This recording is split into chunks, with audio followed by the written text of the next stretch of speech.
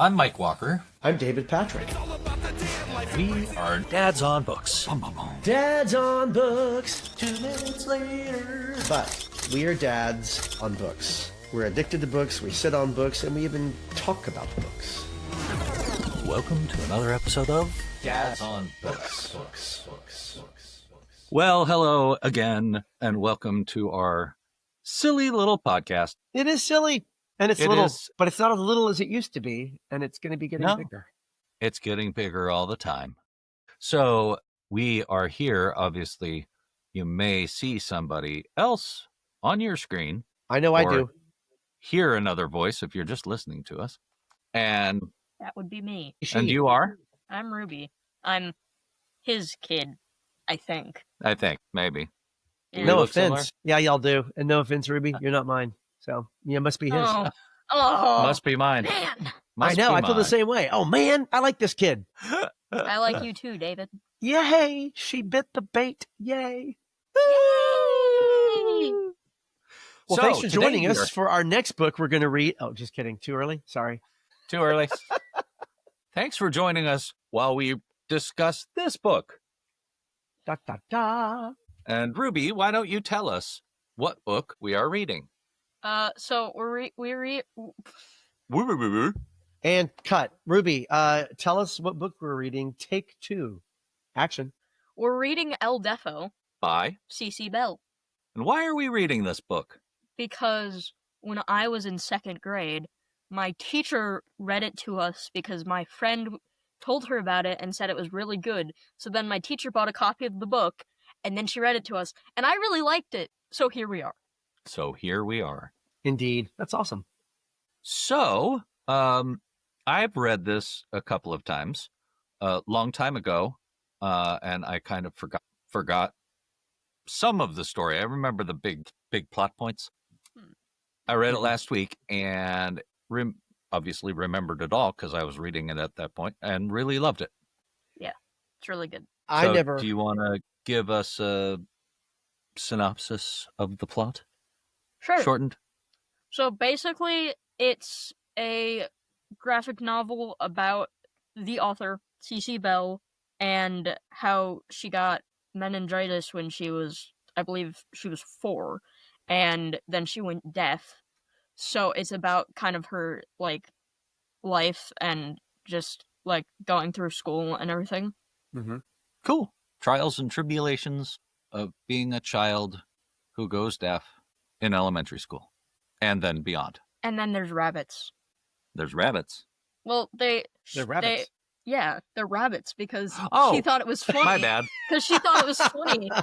Because rabbits have really long ears, so you would think they're good at hearing. So she thought it was funny to have the rabbit be deaf. And how do you know that? You know a lot about this. Mm-hmm. You know what? I don't know 100% how I know this. My guess is either it's on the back or it's from when we emailed with her right after we read the book or when I met her. Wow. One of those 3. So hence, A, it's a great book. It's a great story. But B, part of the reason you love this book is that you talked about it in school. Yes. And emailed with the author and met her at a book signing. Yes. Okay, time out. Which? You've emailed CeCe Bell and you've met her and talked with her? Yes. Autographed. Ruby is so super cool. That's awesome. That's super cool, not super cooked, right? Yeah, it's super cool. Super cool. Okay. That is super cool. Yeah. That is super cool. And we used to have 2 copies of this, right? Yeah, I think so. We may or may not still have the second copy, but this is obviously the one that has been read a lot, as you can see. Read and loved, because I've read it so many times. That is fantastic. Well, I've only read it once, and it was in the past few days. And what were your thoughts? Well, so, as you know, Mike and Ruby, I don't think you know this. I don't like to know anything about a book when I start reading it. So I don't even read the back cover that says all the things. So all the things. It says not all the things, but it says many of the things. And in my humble opinion, too many of the things. And Okay. so I start reading it, and I also have never read a graphic. I take that back. I've never read a graphic novel for kids before. I've read a few for adults, and one of them is called Mouse, Maus. I've read that too. And when we do that, Mike, I will show you my autograph copy from the author saying to David. That's pretty cool. Nice. It is pretty cool. My version of the book has this thing in it because I got it from my library. I just put it on hold. I didn't even know what it was, but I guess it's a read-along thing. It's called Wonder Book, and you press play. And I did it at my public speaking elective that I teach. And I pressed play. It was very annoying. But I open up the book, start reading it, and I'm like, okay, this is interesting. I like it a lot. I love already how it's first person narrative, and she is saying things in the yellow boxes, and then there's all the things going on. And then I'm reading, and oh no, she gets sick. And then I'm reading, and then around here, I'm like, wow, they must have had some kind of ink problem because the words in her voice bubbles are getting more and more pale. And then I thought, oh, she's losing her hearing. I had no idea. There you go. Yeah, I had no Ding, idea. ding, ding. And what's that? Ding, Ding, ding, ding, ding, ding. ding. Yeah, exactly. And what's cool about it is that right then I was so glad I hadn't read anything because I got to experience that what is going on. And I didn't know what was going on. And then once I realized it, I thought, oh, graphic novels are cool. There's so many cool things you can do. So many cool devices like that. And there's so many more in the book. That was my beginning impressions of the book. To cut to the end, I loved it. Yeah. I loved it so much. This is one of my favorite books that we've read.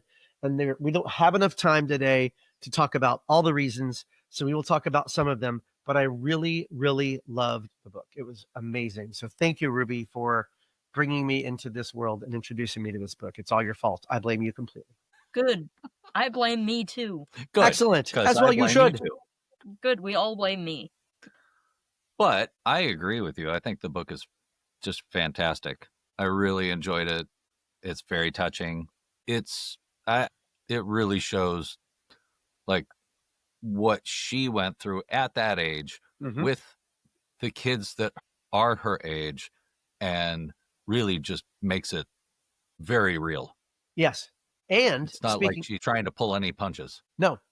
And speaking of real and age, I very quickly realized that this takes place in a certain era. And it was a very realistic portrayal of that, because I would venture to guess that there's more awareness from both kids and adults and how to deal with situations like this today. And also, as I'm reading it, like I said, didn't know a thing about it. At one point, I think it was the chart when she first sees the audiologist. And I was looking at the chart and I saw the date was 9/14/76. And I thought, wait a second, is this autobiographical? Yeah, there it is. I thought I wrote, is CeCe Bell deaf? You know, shortly after that, it was clear. And I forgot where, but it's like, oh my gosh, she is. Because I did not stop and go do Google research or read the back. I'm like, nope, I want this to be revealed to me in real time. And it was just so cool. That was just another example of how I love the book. I love the story, and I love the way she does it. Yeah. There's a lot of really cool details in it. What are some of your favorite? I really like the part where she's hanging out with her friend Emma, and she's like trying to figure out, like, Emma's offering her a drink, and she can't understand what she's saying because it sounds so weird. And What she's page like, number is that? 25. 25. Okay. And she's like offering her like juice and a Coke and everything, and she's like, she can't understand it. She's like, I'll have the goat, because she thinks she says goat, not Coke. I think that's a really cool detail. Yep. I think it's super agree. funny. Also, that she's just like imagining shoes in a glass and a goat in a glass and a broom. There's a goat in a glass. There's Jerry's mop is in the glass. It's very funny. Very funny. Yeah. Mike, how about you? What are some of your favorite details? What did you notice? There are so many, but I think the very first thing, and it has nothing to do with the story per se. In a way it does, but I just want to say, more cowbell. I didn't notice that. Sad. And I did mark it so that I'd remember with my little cat tab. That is But awesome. I thought that when I was looking at it and I was like, as soon as I saw it, I was like, more cowbell. That is brilliant. But yeah, there really are so many things in here that are so fun. But then there's also so many things that really is a great teaching book. She goes through several friendships Mm-hmm. because sometimes people don't know how to relate to people with a handicap, whether it's hearing loss or being blind. People overcompensate for Like when they yell. Because you're deaf, I'm going to yell at you so that you hear me better. Or, Do- you're from Germany, so I'll yell at you so that you'll understand English. English is And much that's more not a understandable handicap, but when you yell. But yeah, it could be. Yeah. so, I think it really, being that it's from her point of view, I think it's great to show like how frustrating that can be. Mm-hmm. That I get that you're trying to be nice to me, but you're just patronizing me and making me feel even worse. Yes. No, I agree. And one of the things I noticed is there times when I was kind of trying to root her on and say, just tell them, just tell them. Right. And there's so many, I mean, I totally understand why she wouldn't want to. I totally get it. But listening to you, why didn't anyone say, hey, does this help? Like, I know they're kids also, but still, it's like, I'm yelling, or I guess people could have paid attention more, I guess is what I'm saying. So I think part of that is there was one point she did try, like with her friend Jenny, who was talking really slow, like, can you understand me now? Eventually, like, she did try to tell her, like, this isn't helping, and it didn't work. So I would imagine that made it harder for her to try to tell other people if things were or weren't helping in the future, because she had that bad experience in the Right. past. That makes sense. Yeah. Telling someone how something's helping or not didn't help, so I'm not going to bother. Exactly. Yeah. Okay. That makes sense. Well, and there were other times, and Mike, you mentioned a few minutes ago that she had a bunch of different friendships. And there was one that was going really well. And I was just like waiting for something to go wrong. The emotion and the plot thickens, as trite as that is. That's how I felt. I thought, okay, wait, we are only, this thickness into the book. There's still time for things to get better, but they have to get worse first. And I just was like, what is going to happen? How much worse are they going to get? I know, right? Yeah. And will they get better? I mean, clearly you just don't know with real life and everything. So, Yeah. But the point is, I love the book so much that I really cared about her and was really invested in it and just wanted to see what was going to happen. Yeah. And I wrote this down around pages 129 to 130. When Martha became her superhero, I got misty-eyed. Yeah. I Yeah, really it's did. really cute.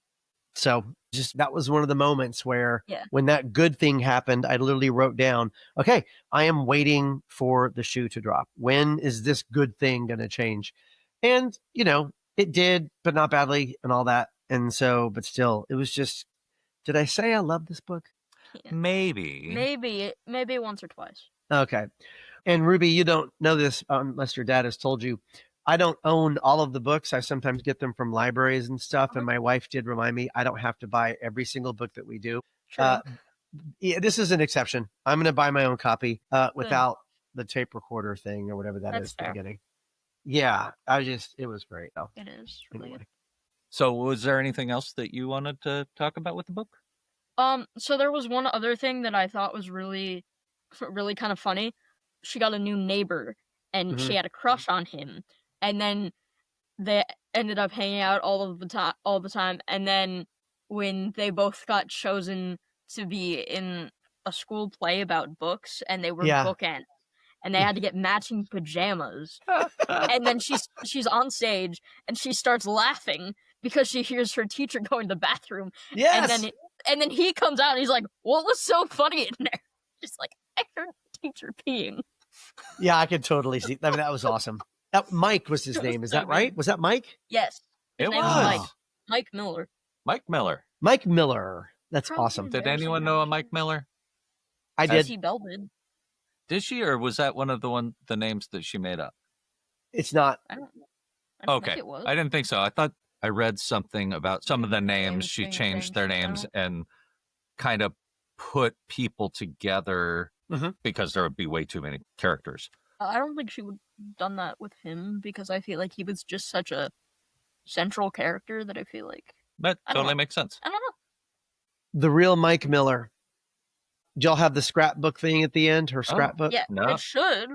Huh? Thought it did. It doesn't have the pictures in this one. Oh, wow. Yeah. So mine has, these are real pictures, and it's a picture of the Miller family when they first moved in. And then there's a picture of Mike and CeCe as adults. She says, "No, I did not marry him, but we are friends."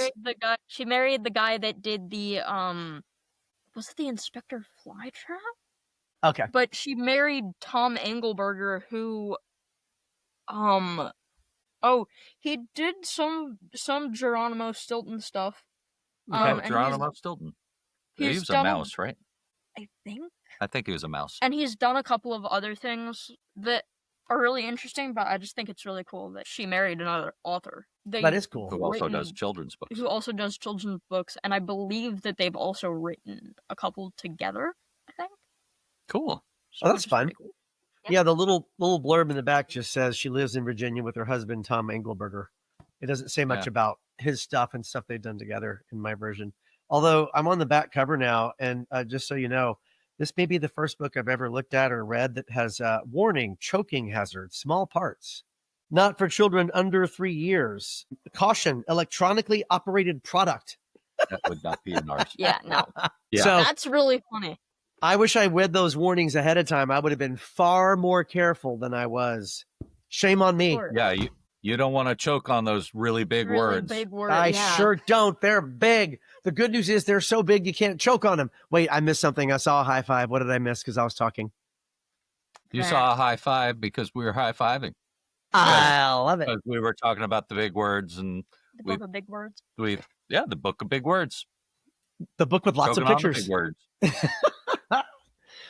Another thing that I love, Mike, and you would identify with this, throughout the entire book, it's very clear that CeCe is the same age as we are. Yes. Because she mentions Batman on TV. Uh-huh. So that was the live action Batman TV show that aired in the 60s, but aired in syndication when we were growing up in the 70s. Did you catch that she mentioned in Germany, so I never saw any of that on TV. Oh, that's right. Wow. Yeah, that's my excuse for the 70s. Okay. Well, in that case, she mentions the Flintstones. She mentions Monty Python record. She mentions the Snow Queen in Narnia. Yeah, a lot of that stuff. It so reminded me of many a conversation I've had with you.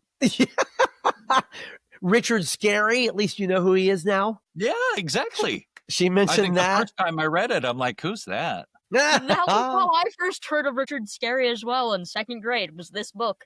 Oh, I love it. Did Which your makes kids sense because your parents didn't have any. No. Right. No, and even Trapper Keepers, the folders, and then the Monkeys, you know, the TV show, The Monkeys. Hey. Yes, hey, with the monkeys. Oh, and then monkey around. Something people like say we doing something and we're not doing that. Something that people say that we are doing. We're just monkeying around. Sorry. I'm a monkey. Sorry, that was for a friend. Again with the high five. There was also a mashup of Little House, The Waltons, and Star Trek. Yeah, it was really fun. So anyway, just lots of really, I think it was with Martha Clayton. They were watching TV, Little House, and it was great. Yeah. That was funny how it all comes back to the books we've already read. I know. For this show. Right? Exactly. It does. Part of the American literature thing, unless you were in Germany. Well, the literature part, I still had a lot of that stuff in Germany. Just, you know, in the 70s, TV was very limited all over the world. Yes. I mean, they had like 2 or 3 channels that were all in German. Right. And that's where I first watched the Muppets. Oh, wow. Oddly, they were in German. And no subtitles, just pure German. Yep. Wow, that's cool. And there was one channel that was the Armed Forces Radio television channel, whatever the heck it was called. I don't remember. Somebody put it down in the comments down below. Or email Tell us us at more. Tell us dadsonbooks more. dadsonbooks@gmail.com. Oh, I'm sorry, Ruby. What were you Jamel. singing? What? I heard something. Grease. She was saying, "Tell me more. Tell me more." Like, does he have a car? tell me more. Tell me more. Anyway, I don't know the order. I don't remember. Can either. you open this jar? I think it was the next lyric, right, Mike? I thought it was "Open this door." Oh, yeah, sure. Yeah. But hey, also 1970s. Grease premiered in Chicago in like 71, and the movie exploded in 1978. So again with the 70s. A lot of 70s stuffs. Mm-hmm. Okay. Okay. So Ruby, I teach at my girls' school, and I was reading this book during a free period that I have in the library, and the librarian was there. And not only is this book in our little Catholic school library, Miss Good. Dickinson, Miss Dickinson loves the book. What, the And- Dickinson? It's not Charles Dickens, but she loves it anyway. Oh boy. I was going to say we'll fix that in post, but I know you won't. You know him well enough to know he would not fix that in post. Never, ever. I had learned in one of my classes, I was talking to my public speaking students about book talks because they were talking about the books they have to read. And I thought that my students would love this book. And I said, has anyone ever heard of this book or read it? And none of them had. And I said, okay, let's talk graphic novels. And the school is a very classical based education. There's handwriting and books and all that. So I thought they would be against. Handwriting. What's that? Handwriting. Did you say, Speaking of handwriting, I have a or I story. love?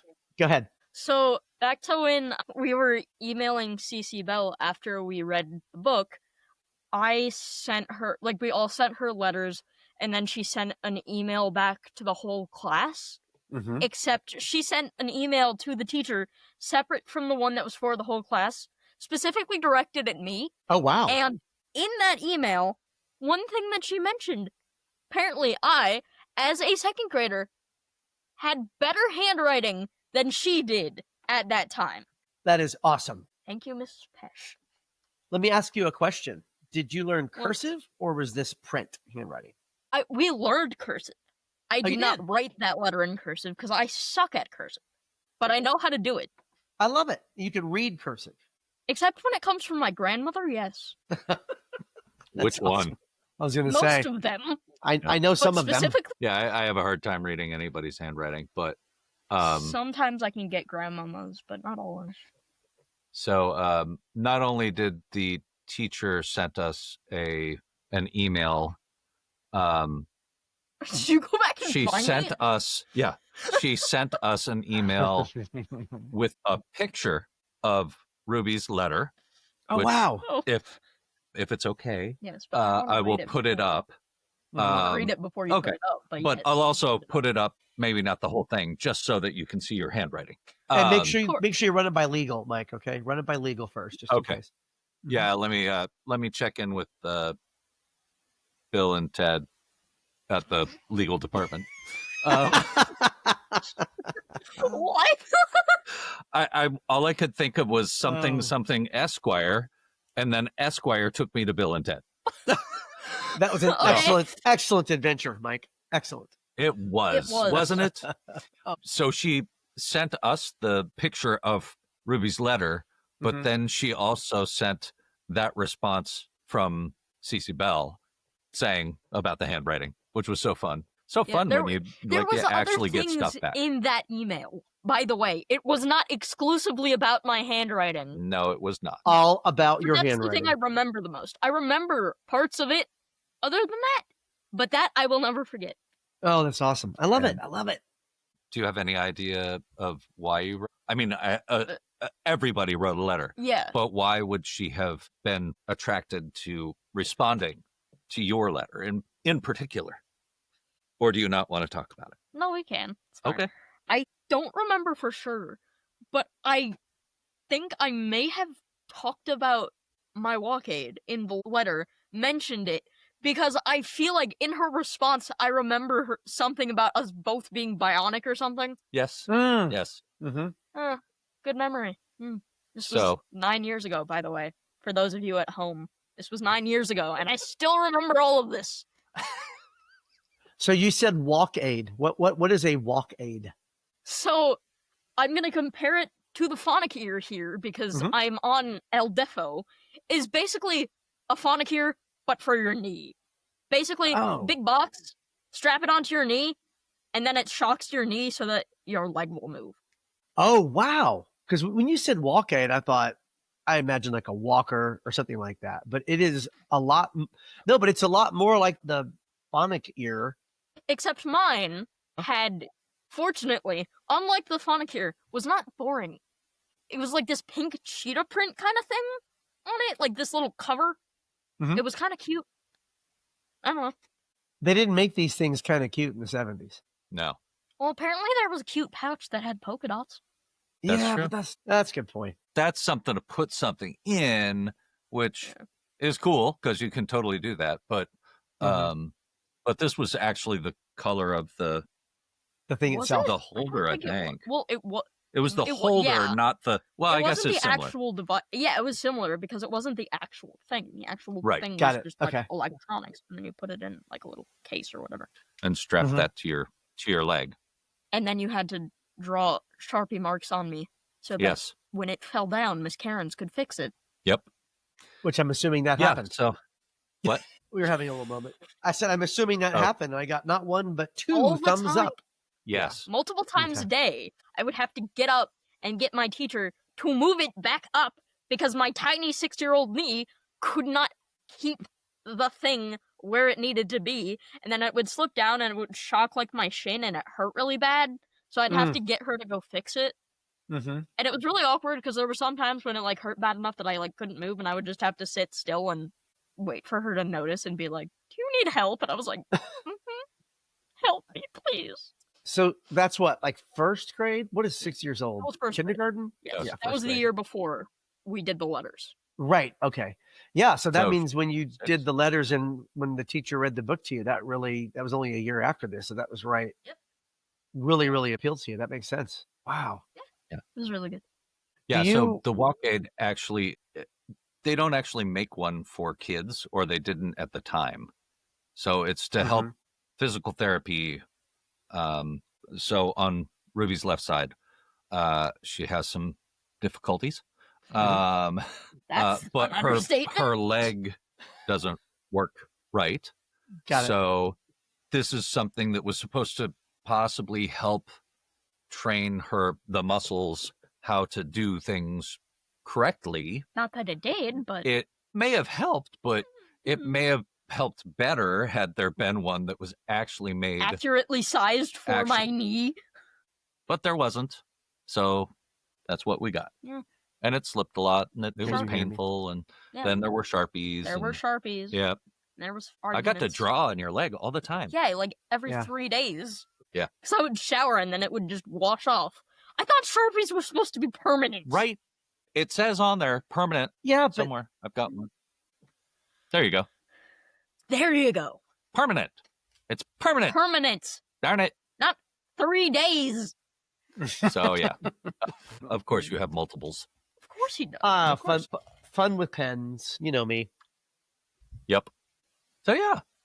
Anyone else? Bueller? Nice. I love it. And y'all are near where that happened, in the Chicago suburbs. We sure are. So one of the other things that I liked is more of the graphic novel things. Like whenever she was imagining herself as the superhero, those were in green, big bubbles. And maybe that kind of stuff is just an absolute normal device in graphic novels. But I thought that was really cool. And as I was thinking about the graphic novel idea and also talking to our school librarian about it, I can't imagine how this story could have been told as well as it was without being a graphic novel. No, I don't think it could have. No. Yeah. No. It needs the art. It needs the art. That's Ruby. That's exact. It needs the art. You're absolutely right. To really understand it from a kid's perspective, it helps so much, because like some of the books we read, you get that explanation from the words. Yeah. But this is, there's so so many nuances that Yes. you have to see to understand. And I think that they did a great job putting that all together in this book. Yeah. Some examples of that when she has her packing list when she first gets invited to a sleepover, and that's hysterical because my daughters, they do packing lists for campouts, and it's similar fun stuff. And also when she, I think when she first explains the phonic ear, it shows it on her, but it also points out the rosette on her t-shirt. Yeah. Yes. It's so good. It points to things that aren't part of it. And I laughed out loud so hard when I saw that. The rosette, it's great. Yeah. And then, of course, the rosette returns. I wrote Return of the Rosette on page 138. It's mega magnification to the all-powerful rosette. Behold, its astounding beauty. And I was like, it's the rosette. It's back. It's magical. The return. Right. Oh my gosh, just things like that. I guess that's when. Oh yeah, that's when she was spying on Mike Miller, her super crush. That's what it was. Yeah. So another one of the ones that I think wouldn't hit you as much without seeing the picture. Mm-hmm. Her really good friend. Yes. Barking. Yeah. Yes. Oh, totally. Yes, you're absolutely right. Yeah. And thank you for. Does it really look that bad? I think it looks worse in real life. But Mike, another point about that. I'm glad you brought up the friend throwing up. You know what I thought when I saw that? I thought, what? Oh, here it is. Here's the other shoe. She's dying of cancer. Great. I'm going to get sucker punched. Nope. Thank goodness. Just throwing up because she felt guilty that it was her fault that she hurt her eye. Because she didn't have it bad enough. She can't hear. Now I poked her eye out, and now she can't see. And now she's Helen Keller light. Exactly.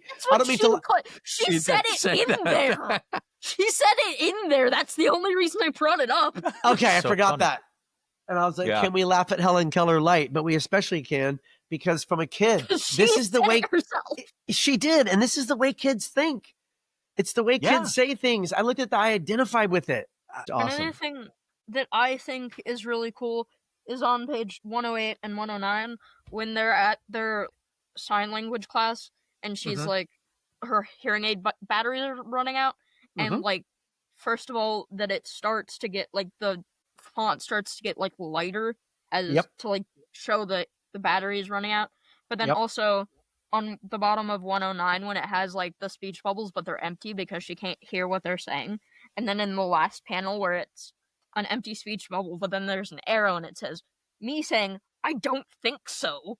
I just think that's so funny because she's like, well, I have to show that I didn't think so, but I can't say it because I can't hear.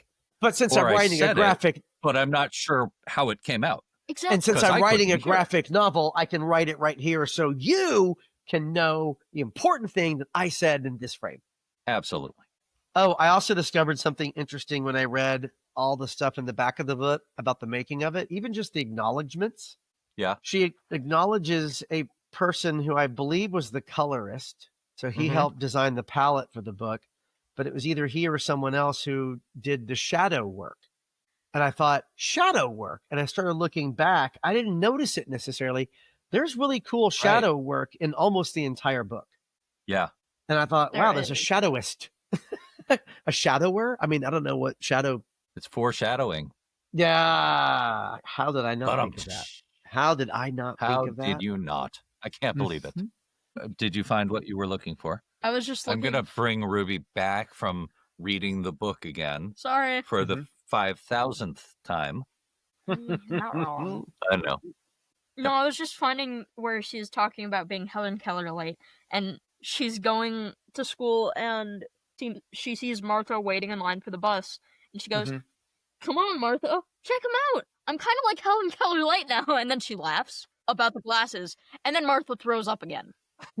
That's right. Okay, that's right. I that's really awesome. feel bad for Martha. I know. It's like, oh my gosh, Martha, come on. You don't have to feel so guilty. And I understand why you do. She's like, wait, the glasses have nothing to do with my eye. And another really funny detail, which it makes sense that it's in there.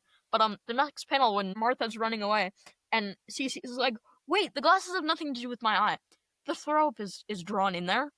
Wait, what page is Yeah. that? I want to see that. It's 165. Oh yeah, I love it. Blech. I guess there's no C in it. It's just bleh. Bad. Bleh.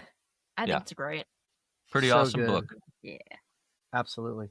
Well, as usual, I could say so much more about it, but we'll stop talking Thanks. about the book. But Ruby, again, just thank you Fine. for introducing this book to us. And It is a really great book.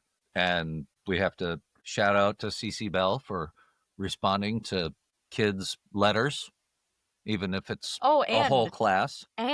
she sent And? us El Defo tattoos. that's awesome. So you had a Along super El with the Defo email. on your arm? Yeah, for like a week there was just El Defo on my arm. It was great. Oh, so like the Sharpie, it wasn't permanent. Great. But it hurt a lot less. Yeah. Yes, It cost a did. lot less. Not that you would know. You've never gotten What? a tattoo. Fair You're too enough. young. Too. Maybe when you go in the Navy. You have to make it. You got to make it longer than 4 days, though. I think we need to cut him off here. She's talking with Ruby, who's still in the Navy and probably will be for life. So wrapping up, thank you, CeCe Bell, for a wonderful book. We really loved it. Absolutely. And Thank you for being so awesome. And thank you for responding to my email. And thank you for the confidence boost of telling me I have better handwriting than you. Still appreciate that. That's pretty awesome. thanks again for being here with us. Thanks for having me on the show. We've had a lovely time discussing this book with you and having you on the show. I've had a lovely time being on the show and discussing this book with you. Awesome. Yeah, and Ruby, I got to say that, you're our third guest. You're definitely in the top 5 if we were to rank them. You will Thanks. always be in the top 5. If this were, Ruby, if this were the Olympics, you medaled. Oh, yay. Yeah, absolutely. Absolutely. No doubt. Gold, bronze, or silver. Indeed. Whichever one you want. Oh, and if you want to check in with us, you can email us at dadsonbooks@gmail.com. or you can find us on El Facebooko or LXO? Yeah. and El Instagramo. Instagramo. Check us out on the grams. What's up with the grams? Shush. And see. We're out.